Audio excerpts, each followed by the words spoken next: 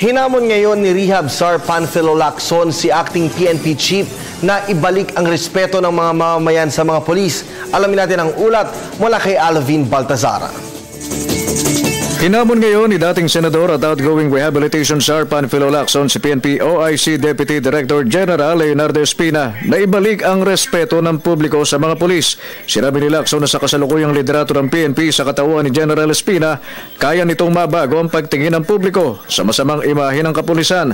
Mataas ang kredibilidad ayon kay Lacson Espina kaya't kumpiyansa itong maibabalik ang mataas na paggalang ng mamamayan sa mga pulis kagaya noong mga nakaraang panahon.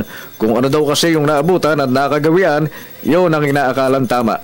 Kasi nga, yung sinabi kong pattern of behaviors ng mga tao, yung attitudes na kung saan nasusundan yung mga sumusunod na mga salilahin ng halimbawa sa kapulisan. Sangayon naman si DILG Secretary Marroa sa dapat na paglilinis sa imahe ng PNP. Mahalaga ayon sa kalihim na maibalik ang mataas na respeto sa mga pulis at isa niya sa maraming pamamaraan dito ay ang tinatawag na good performance.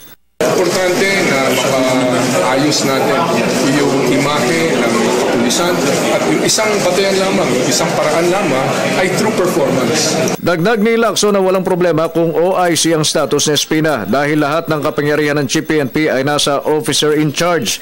Kasama na nga dito ang pagwawali sa mga iligal na aktibidad ng ilang mga pulis gaya ng pagkakasama sa payroll, sa mga wetting operations, kotong, paggamit ng mga nasamsam na ebidensya at iba pa.